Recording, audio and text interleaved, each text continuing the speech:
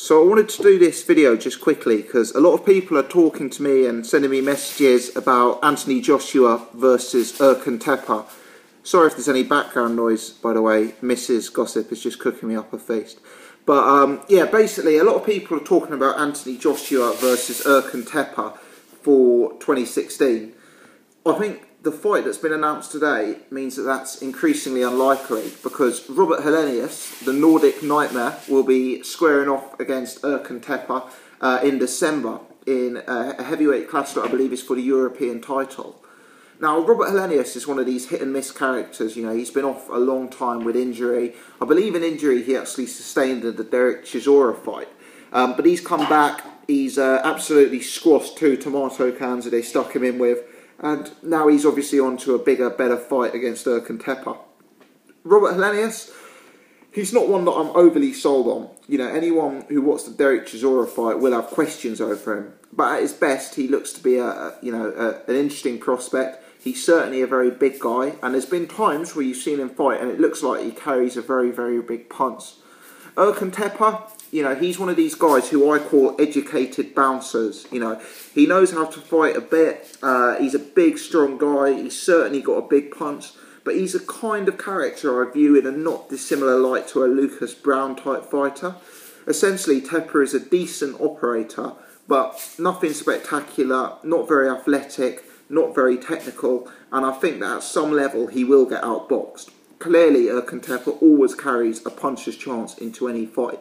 But I mean, you mustn't forget that whilst he looked like an almighty puncher against David Price, Teper actually went a full 12 rounds and actually won in a very, very close decision to Johan de Hapaz, who I believe is now unbelievably fighting Deontay Wilder.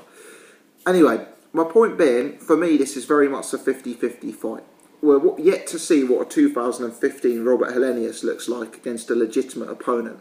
Having said that, I would slightly lean to Robert Helenius.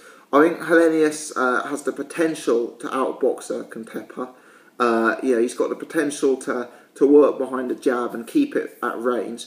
And I think Helenius has got some experience, you know, the likes of Derek Chisora, the likes of, I think he fought Sam Peter, didn't he? You know, those kind of fights that will potentially stand him in good stead for Erkan Teper.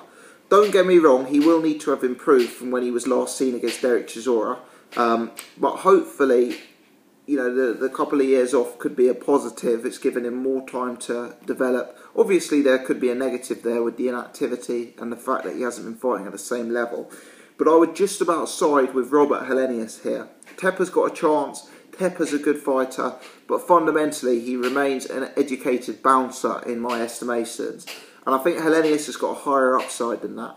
Helenius could go on to be a decent player in the heavyweight division. So I'm siding with Robert Helenius here. That could squash the Anthony Joshua versus Erkan Teper rumours for 2016. Do we see Anthony Joshua versus Robert Helenius? Potentially. Interesting if true. Let me know your thoughts. I do like heavyweight fights like this. Genuine 50-50 matchup. And this is the kind of fight we really should be seeing for the European title. Let me know your thoughts. If you've enjoyed this video, please give me the thumbs up.